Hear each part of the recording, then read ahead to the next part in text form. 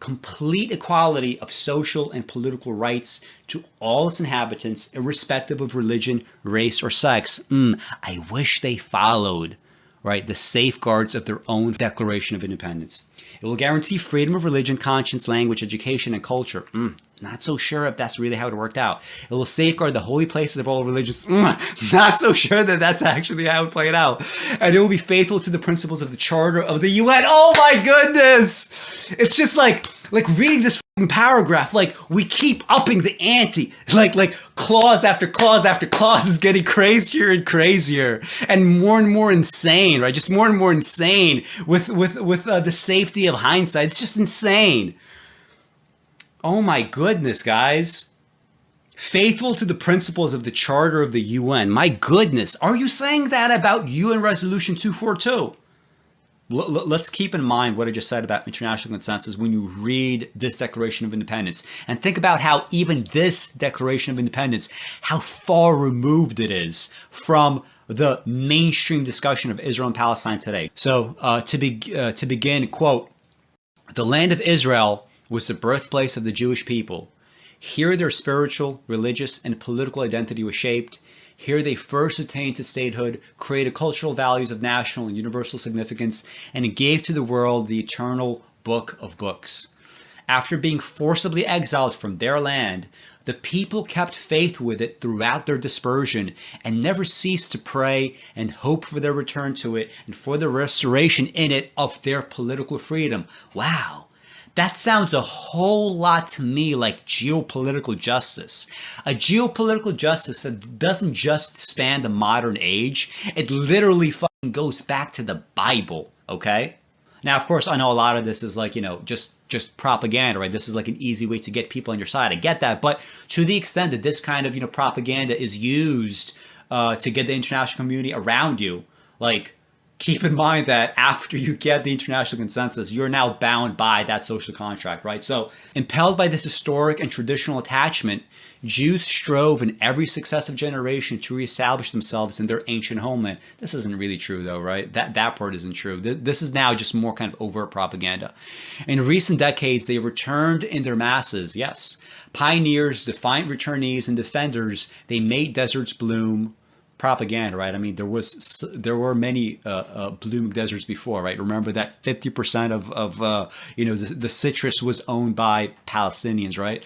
Revived the Hebrew language, built villages and towns, and created a thriving community controlling its own economy and culture, loving peace but knowing how to defend itself, bringing the blessings of progress to all the country's inhabitants, and aspiring towards independent nationhood.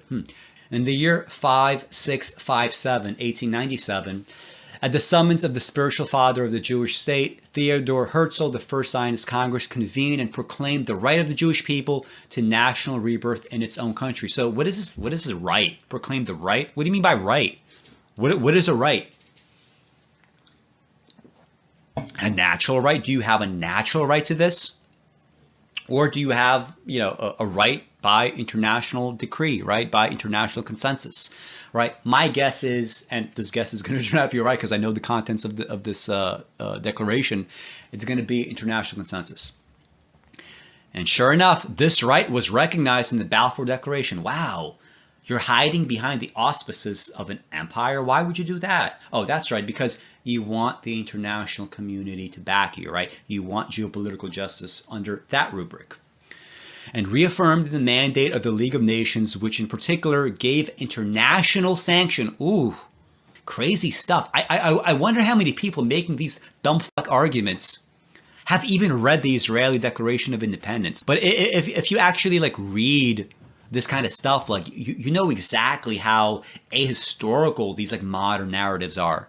Survivors of the Nazi Holocaust in Europe, as well as Jews from other parts of the world, continue to migrate to Eretz Israel, undaunted by difficulties, restrictions, and dangers, and never cease to assert their right to a life of dignity, freedom, and honest toil in their national homeland. So we're bringing up the Holocaust. Why? Because people feel bad for the Jews. Why shouldn't they? You had a fucking genocide. A third of European Jews died. Clearly, it makes sense. Like, and this is the thing that gets me. It makes so much sense, doesn't it? It makes so much sense to make the kind of argument that I'm making, right? To make a geopolitical justice-oriented argument that, hey, it makes sense for Jews to have a homeland because look at these years of pogroms. Look at historically what happened to Jews. Look what happened during the Holocaust.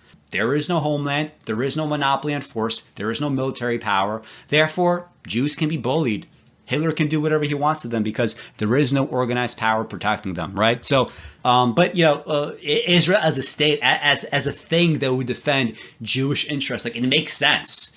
And the only way you could make that argument is through the same kind of geopolitical, justice-oriented arguments that all these anti Palestinian state rights people sort of don't want to make. And they don't want to make it because they want to have their cake and eat it too, right? They want to have the international community back them up. They want to have the Declaration of Independence, but they don't want the responsibilities that implies. So in the Second World War, the Jewish community of this country contributed its full share to the struggle of the freedom and peace-loving nations against the forces of Nazi wickedness, and by the blood of its soldiers and its war effort, gained the right to be reckoned among the peoples who founded the United Nations. Yeah. And watch this, baby. On the 29th November, 1947, the UN General Assembly passed a resolution calling for the establishment of a Jewish state in Eretz Israel. The General Assembly required the inhabitants of Israel to take such steps as were necessary on their part for the implementation of that resolution. This recognition by the UN of the right of Jewish people to establish their state is irrevocable. Oh my goodness. This recognition by the UN of the right of the Jewish people to establish their state is irrevocable. Wow. I wonder if that's the same thought that they have about Resolution 242. That's not irrevocable, right? That's a couple decades after, right? The new anti-Semitism, right? We can't take the UN seriously anymore. We got what we want from the UN. We can't fucking take them seriously anymore. Why? For what? We could do what we want. We're a nuclear armed power. What's the UN going to do, right? We could nuke Palestinians. What are they going to do? Sanction us? Maybe nuclear war against Palestinian people is Tony Blinken's red line. But he said that if Israel chooses to annex more territory, like they're trying to do with the settlements, we're not gonna have our military aid to Israel be contingent upon their following of international law. The state of Israel will be open for Jewish immigration and for the ingathering of the exiles. It will foster the development of the country for the benefit of all its inhabitants. It will be based on freedom, justice, and peace as envisaged by the prophets of Israel. It will ensure complete equality of social and political rights to all its inhabitants, irrespective of religion, race, or sex. I wish they followed, right, the safeguards of their own Declaration of Independence. It will guarantee freedom of religion, conscience, language, education, and culture. Not so sure if that's really how it worked out. It will safeguard the holy places of all religions. Not so sure that that's actually how it played out.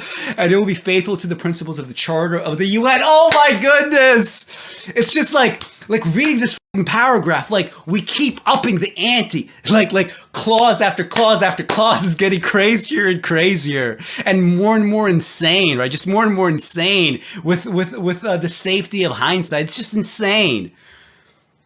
Oh my goodness, guys. Faithful to the principles of the Charter of the UN. My goodness, are you saying that about UN Resolution 242? We know they're not even saying that about the resolution 29th November 1947, right? Because they're going to ultimately take the Green Line armistice, right? Lines, right? So even that part is not serious. Watch this. The state of Israel is prepared to cooperate with the agencies and representatives of the UN in implementing the resolution of the General Assembly of the 29th November 1947 and will take steps to bring about the economic union of the whole of Eretz Israel. Don't fucking tell me there is no geopolitical justice in these questions. This whole fucking document is just riding the dick of the international community. And then you're going to say, we don't need you anymore, right? Now we're going to give you blue balls for the rest of your life. Don't fucking tell me this is not geopolitical justice. This is all that this is about. This is all. Let us couch everything that we want in the language of international liberal hegemony. Whether it's the appeals to the Holocaust, whether it's the appeals to the political form of Zionism, that was the innovation of Theodore Herzl. Whatever they were talking about, like everything here is about that. Everything here is about that. We appeal to the UN to assist the Jewish people in the building up of its state and to receive the state of Israel into the community of nations. Again, don't tell me this shit. You're trying to get everything that you want. You're trying to get everything that you want from the international community, and then you want to reject the consensus when it's no longer useful to you.